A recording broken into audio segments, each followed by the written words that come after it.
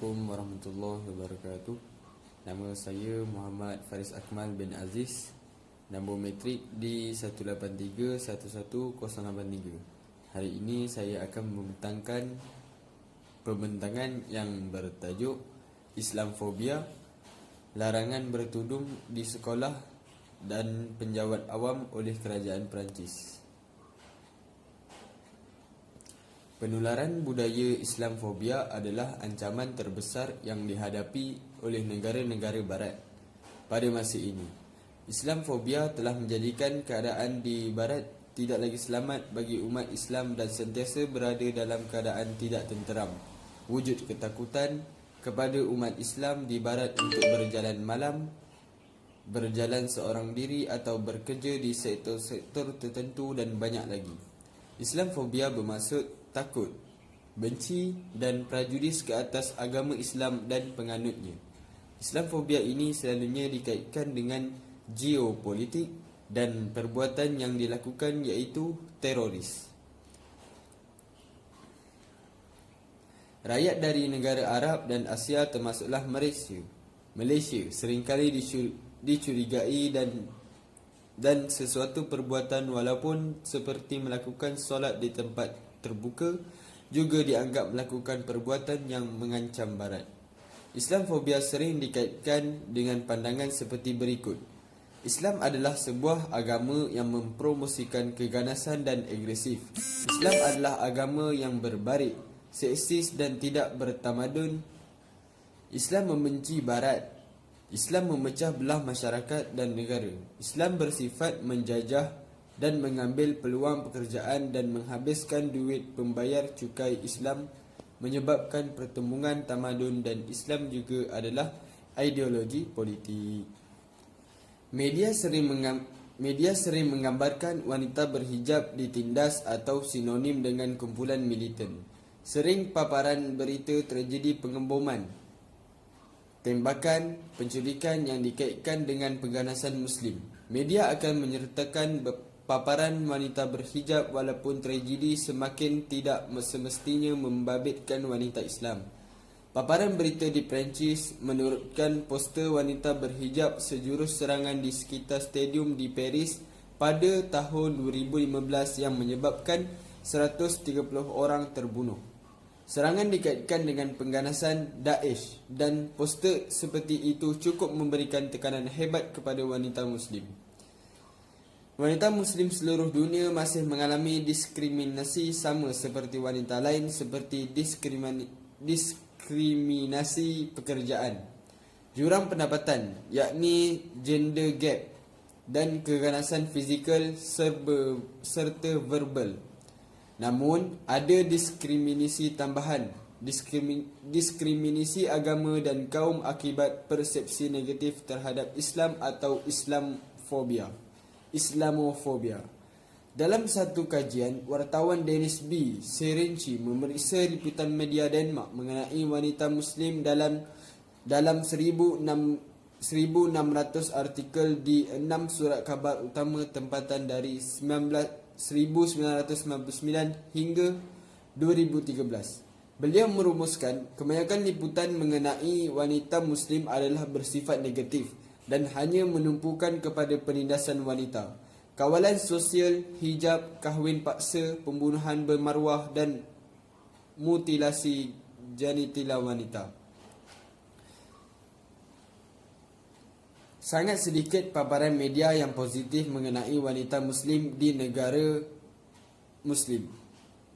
Sangat sedikit paparan media yang positif mengenai wanita Muslim di negara seperti Itali, Perancis dan Denmark. Wanita Muslim dipaparkan dalam kajian litigasi dan sebagai mangsa tertindas dan terbiar. Itu sahaja daripada saya. Wabillahi taufiq wal hidayah. Assalamualaikum warahmatullahi wabarakatuh.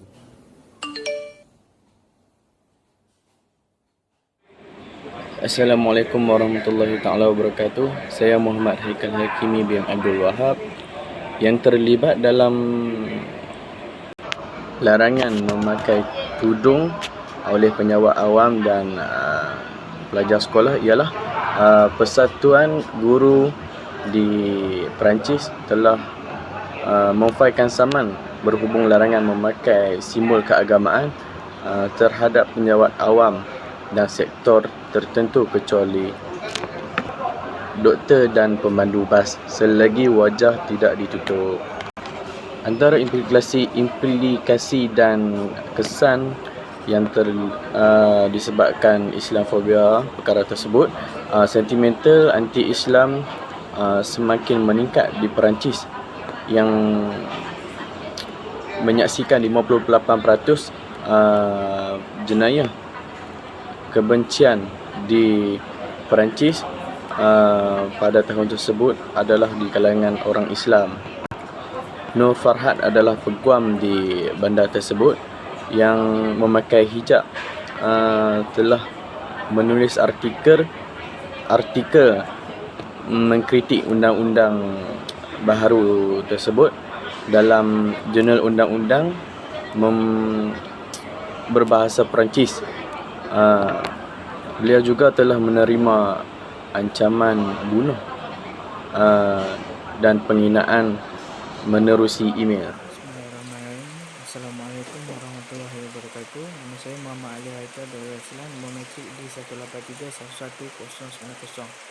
Okey, saya akan menerangkan tentang Islamofobia.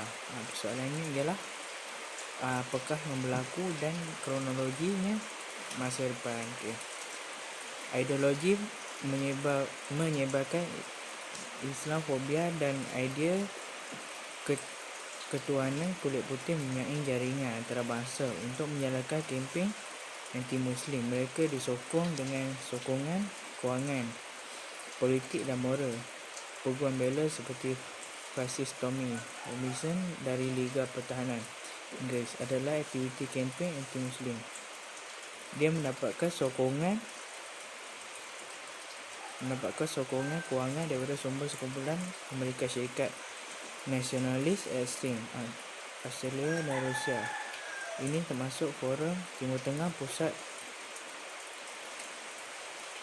Kebebasan David Horrick dan institusi Goldstone, yang semuanya menyebarkan kepalsuan dan kebencian terhadap umat Islam.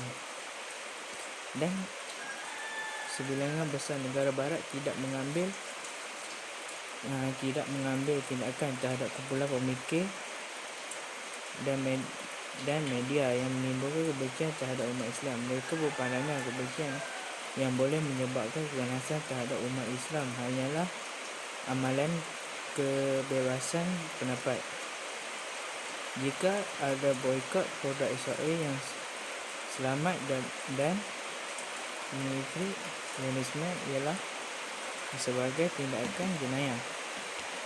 Islam ini muncul pada abad ke-20, menjadi istilah yang baru dicipta sehingga menjadi istilah umum walaupun tidak umum diterima pada tahun 1970-an, kemudian semakin menjadi pada tahun 1980 dan 1990 dia menjadi pegawai polis awam ketika laporan Challenge USA diterbitkan oleh Suruhanjaya Euromedia mengenai Muslim dan Islamofobia di Britain. Pemimpin seperti Donald Trump bantukan pengusaha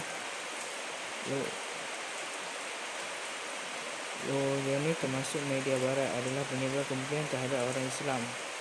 Walaupun mereka mengancam serangan tangan, mereka benar-benar berlumuran darah, banyak nyawa yang tidak bersalah sebagai hasil sokongan mereka terhadap kempen Islamofobia. Jelas bahawa Islamofobia tidak lagi berada di luar negara tetapi berada di tengah-tengah pasukan polis berada di barat. John Bolton, pengarah institut serta penasihat keselamatan Trump ditemukan dalam laporan NBC mempromosikan berita palsu dan anti-Muslim. Okey, sekian, terima kasih. Assalamualaikum warahmatullahi wabarakatuh. Bismillahirrahmanirrahim. Nama saya Muhammad Aiman bin Rosli. Okey, kita teruskan. Persoalannya, bagaimanakah pihak yang terlibat untuk menghentikan atau menyelesaikan gejala Islamofobia ini? Okey, yang pertama, pihak kerajaan. Pihak kerajaan ini perlu memainkan peranan. Contohnya, kerajaan perlu ada mekanisme khas untuk aduan dan melakukan pemeriksaan sektor ke atas sektor pekerjaan, baik awam atau swasta. Ia kerana untuk kita membendung diskriminasi wanita Islam yang berkaitan dengan pemakaian hijab mereka.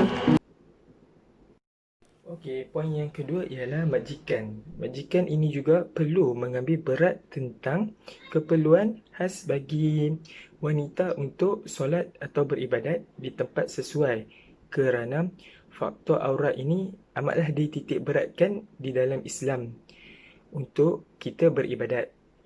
Okey, Akta Pekerja dan Akta Perhubungan perusahaan sedia ada tidak mencukupi bagi melindungi wanita Muslim daripada diskriminasi. So, di sini majikan pun perlu memainkan peranan yang penting untuk membantu perempuan Islam yang berhijab untuk mereka beribadat dan menyediakan tempat yang khususnya untuk perempuan, yang mana aurat mereka ini perlulah dijaga dengan sebaik yang mungkin. Okey. Poin yang ketiga ialah berkaitan dengan akta, khususnya akta kesamarataan yang sesuai dengan undang-undang domestik dan sensitif kepada agama dan budaya, perlu digubal bagi memastikan hak ekspresi kepada beragama wanita, baik Muslim maupun bukan Muslim, terbela. Maksudnya di sini kita perlulah memastikan hak sama rata terhadap Muslim dan bukan Muslim. Kita janganlah terlalu lebihkan hak ini kepada orang yang bukan Muslim. Tidak, kita kena bagi sama rata. Contohnya, perempuan Muslim yang berada di luar negara yang memakai hijab, mereka ini sering dipandang hina dan dicela ataupun sering diprovok kerana pemakaian mereka. Pemakaian mereka itu ialah salah satu perkara yang dituntut oleh Allah, oleh Islam, kerana menutup aurat itu ialah wajib. So, tidak perlulah kita ni menghina mereka, mencaci mereka, kerana Islam tidak mengajar untuk kita bermusuh-musuh, kerana Islam mengajar kita untuk lebih menghormati orang yang dekat ataupun orang yang kita kenal. So, apa yang saya boleh kongsikan, kita sebagai orang Islam perlulah menghormati orang yang bukan Islam, dan orang yang bukan Islam pun mestilah menghormati dan tidaklah menghina sesama sendiri, kerana kita perlu bersama-sama untuk saling menghormati. Tidak perlulah menghina, mencaci, kerana itu semua ialah perkataan itu semua ialah perbuatan yang tidak disenangi ataupun tidak diingini. Okey.